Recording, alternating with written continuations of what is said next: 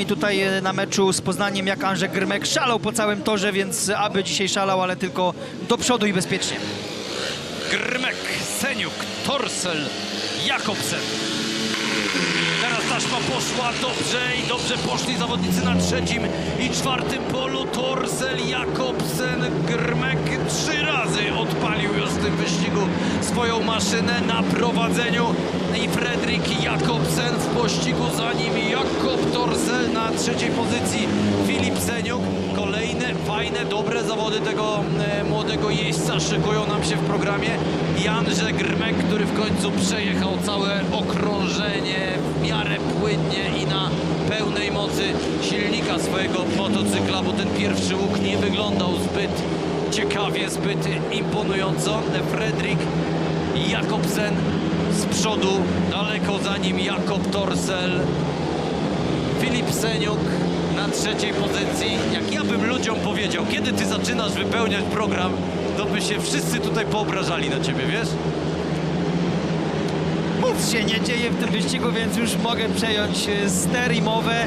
No takie dzisiaj mamy zawody, że bardzo duże odległości między zawodnikami, więc można już trochę wcześniej. Na płaszczyznach umiejętności, szybkości, ale też odwagi i to takiej, która jest weryfikowana po prostu bardzo szybko na wejściu w pierwszy łuk. Mamy mecz na styku. I ja czytam z wielką radością skład wyścigu 12, który może być szalenie ważny. Młodzieżowy Wiktor wyścig. Rafalski, Filip Seniuk, Andrzej Grmek, Paweł Sitek. 2 rezerwy, wow! No i mamy kopię tak naprawdę wyścigu młodzieżowego.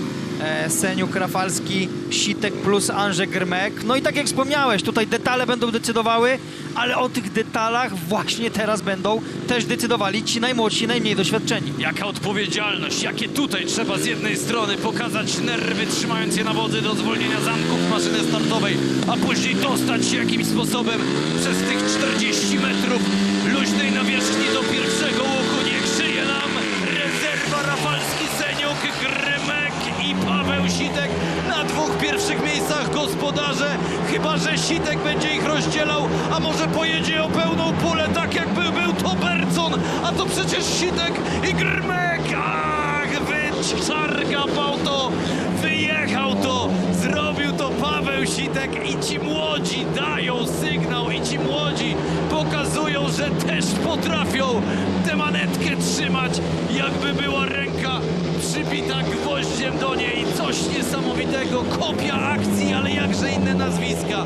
Teraz Paweł Sitek objeżdża Grmek, ale coś chce jeszcze wyczarować Filip Seniuk, który zbliżył się do Wiktora Rafalskiego. Jeszcze 3 wiraże tej walki, nad którą unosi się jakaś aura wielkiej odpowiedzialności. Z przodu już bezpieczny, niezagrożony Paweł Sitek. Teraz jednak wybronił się Wiktor Rafalski, a zatem w tym starciu emocji, nerwów, do końca jeszcze atakował. Mamy